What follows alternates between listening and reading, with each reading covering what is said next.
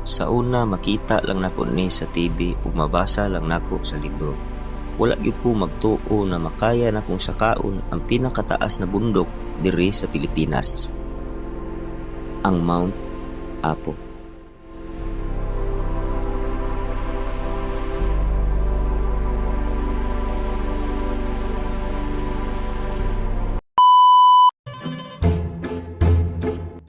Ako si Klein, karong adlaw musaka ditag Mount Apo baya Santa Cruz Trail dae atong napili na agian. Bali day hike lang di ayta. Gikan may Davao City, naabot mi diri sa Santa Cruz mga alas 11 na sa gabi. 12 AM in the morning magsugod na mi og baktas padulong sa trail. Ug ayha mi nagsugod og baktas naa say mga gamayng briefing ug gamayng pahimangno ang mga local tour guide namo aron daw makaandam mi sa among mga maagian. Mentally, physically ug spiritually kailangan andam jud ka diri. Kailangan prepare jud ka sa pagsaka nimo diri sa Mount Apo. O kailangan jud nimo dungagag pag-ampo kay makaingon jud kag unsa naman taw ni ra madaning subidaha ani. Isa po ni sa dakong hagit sa kong kinabuhi no kani pagsaka diri kay nakaingon jud ko na dili jud ni siya basta-basta. As a first timer diri sa Mount Apo murag natandog jud akong garbo ba makaingon jud makaya bagughan ako ni sa kauna. Grabe na magyud ning subidaha. Sabayan lang gyud nagpag-ampo ug salig si mong kaugalingon makaya ra gyud nimo ni siya sa kaon. Ug sa mga wala pa nakasaka diri sa Mount Apo kaning videoha para ni sa inyo ha aron pod makapangandam mo ug namoy idea kung unsay mga kaagi namo diri. 3 o 4 ka oras grabe minaktasay sinubayay atong kalasangan ay ha namo ni naabot ni kaning view ha. Mao din ni siya ang boulders. Grabe yung ninduta sa view kung ikaw diri sa taas no. Grabe gyud akong pagka-amaze ni kaning lugar. Layo-layo pa man ta sa summit na pamantay mga 3 to 4 hours pag yung pagtasunon. Ang timailhan nimo no na kanang padulong ni gyud ka hapit na ka sa summit magkagrabe ang assault sa dalan. Kana bang grabe ni gyud siya kasubida ba. Sabayan na lang pud natog pahulay ginagmay video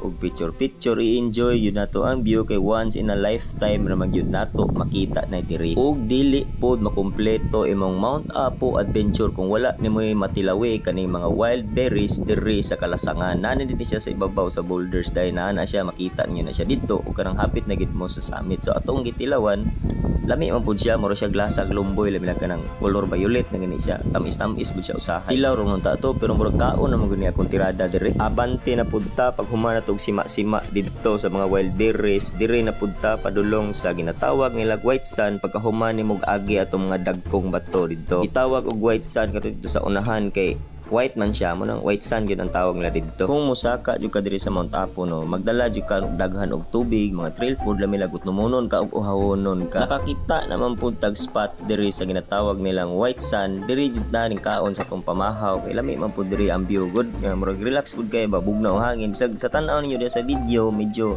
murag init siya pero ang klima diha bugnaw gyud kay siya. Gikan na tong alas 12 sa kadlaw mo na first pamahaw na mo so mga alas 8 na sa buntag. Pag humana tong pamahaw nagpalupad tag drone diha kay ato ang gitan-aw ang view ug ipakita nako sa inyo ha kung unsa jud kanindot diri sa taas aron ma-inspired pud mo na mosaka diri sa Mount Apo. Pag humana tong pamahaw nagsugod na pud tag baktas padulong sa summit aron maadtuan na yun nato kay namo sila ginatawag na cut off time kay sa ilaha diri 9 AM kailangan makasaka ni gud mi ilami nagkami kay day hikers man mi nya Santa Cruz Trail pagyud amo agyagian. Ang Mount Apo dayno kay usa din ka sulfotaric dormant stratovolcano. Naa ni siya height na 2,954 meters o 9,692 feet above sea level. So grabe gid siyang taas. Sa liman mo na inana day kataas ang Mount Apo inana kataas atong gisubida katong adlaw. Nahimutang din ang Mount Apo no sa Davao Region ug Soc-Sargent. Ug bago ni matapos atong video magpasalamat kita sa tong amiga na sa D Travel Scene Store. Kung gusto mo magsuroy-suroy